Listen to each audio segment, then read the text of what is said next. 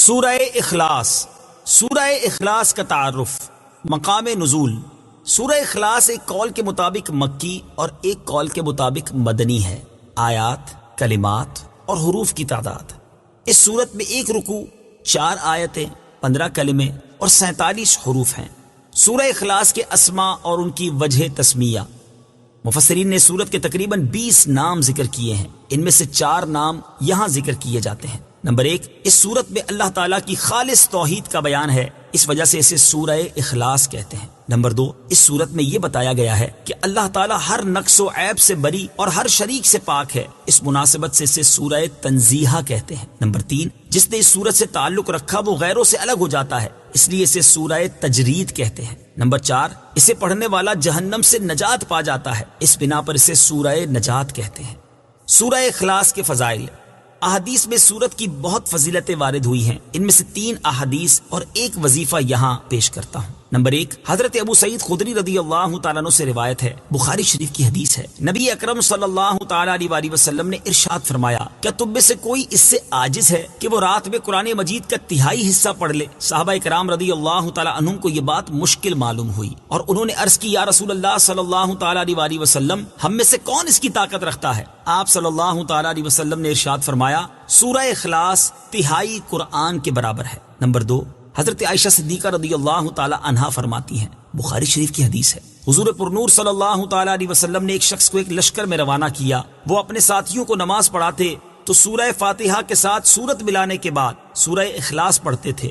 جب لشکر واپس آیا تو لوگوں نے نبی کریم علیہ الصلوۃ والسلام سے یہ بات ذکر کی تو پیارے آقا علیہ الصلوۃ والسلام نے ان سے ارشاد فرمایا، اس سے پوچھو کہ تم ایسا کیوں کرتے ہو؟ جب لوگوں نے اس سے پوچھا تو اس نے کہا، یہ سورت رحمان کی صفت ہے، اس وجہ سے میں اسے پڑھنا پسند کرتا ہوں۔ تاجدار رسالت صلی اللہ تعالی علیہ وسلم نے ارشاد فرمایا، اسے بتا دو کہ اللہ تعالیٰ اس سے محبت فرماتا ہے۔ نمبر 3، حضرت انس رضی اللہ تعالیٰ عنہ سے روایت ہے، ترمذی شریف کی حدیث ہے، ایک شخص نے سید عالم صلی اللہ تعالی علیہ وسلم سے عرض کی کہ مجھے اس سورت سے بہت محبت ہے، ارشاد فرمایا، اس کی محبت تجھے جنت میں داخل کر دے گی۔ نمبر 4، تفسیر ساوی میں لکھا ہے کہ جو شخص گھر میں داخل ہوتے وقت سلام کرے اور اگر گھر خالی ہو تو حضور اقدس صلی اللہ تعالی علیہ وآلہ وسلم کو سلام کرے اور ایک بار قل هو اللہ پڑھ لیا کرے تو انشاءاللہ فقر و فاقہ سے محفوظ رہے گا، اور یہ بہت مجرب عمل ہے۔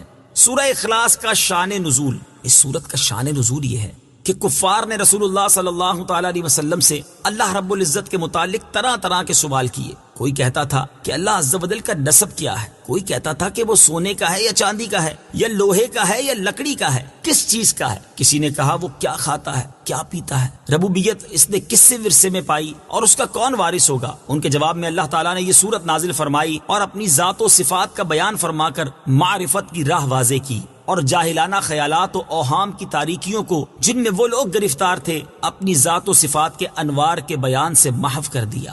سورہ اخلاص کے مضامین، اس سورت میں اسلام کے سب سے اہم عقیدے، اللہ تعالیٰ کی وحدانیت کو بیان کیا گیا ہے، نیز اللہ تعالیٰ کے صفات کمال کے ساتھ متصف ہونے کا ذکر اور عیسائیوں اور مشرکوں کا رد کیا گیا ہے۔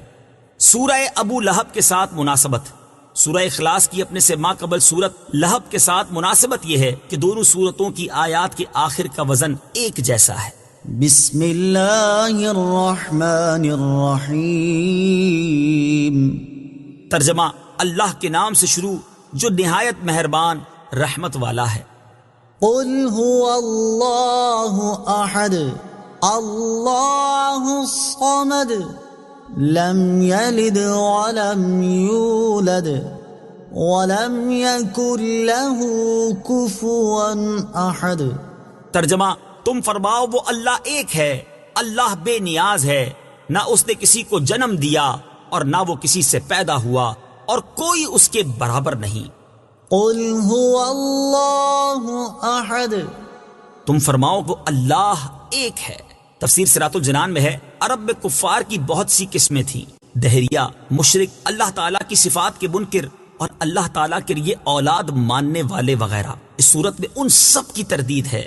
هو اللہ فرمانے میں دہریوں کی تردید ہے، احد فرمانے میں مشرکین کا مکمل رد ہے، اور اگلی آیات میں بقیہ کفار کا رد ہے۔ ارشاد فرمایا کہ وہ اللہ ایک ہے، یعنی ربوبیت اور الوہیت میں عظمت و کمال کی صفات کے ساتھ موصوف ہے، اس کی نہ کوئی مثل ہے نہ نظیر اور نہ شبیہ، اس کا کوئی شریک نہیں۔ اللہ الصمد اللہ بے نیاز ہے۔ تفسیر صراط الجنان میں ہے، ارشاد فرمایا کہ اللہ تعالیٰ ہر چیز سے بے نیاز ہے، نہ کھائے نہ پیے، ہمیشہ سے ہے اور ہمیشہ رہے گا، کسی کام میں کسی کا حاجت مند نہیں۔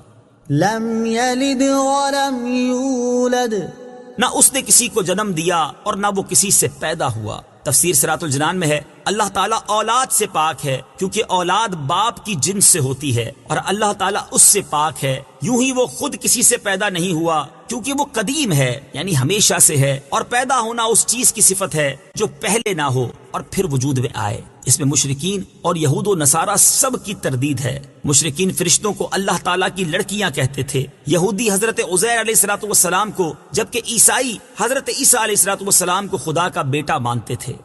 ولم یکن له کفوا احد اور کوئی اس کے برابر نہیں۔ تفسیر صراط الجنان میں ہے، یعنی نہ ذات میں نہ صفات میں، کیونکہ وہ واجب ہے، خالق ہے، باقی سب ممکن، مخلوق اور حادث ہیں۔ اس کی صفات ذاتی، قدیم، غیر محدود ہیں، جبکہ مخلوق کی صفات عطائی، حادث اور محدود ہیں۔ صدق اللہ العظیم۔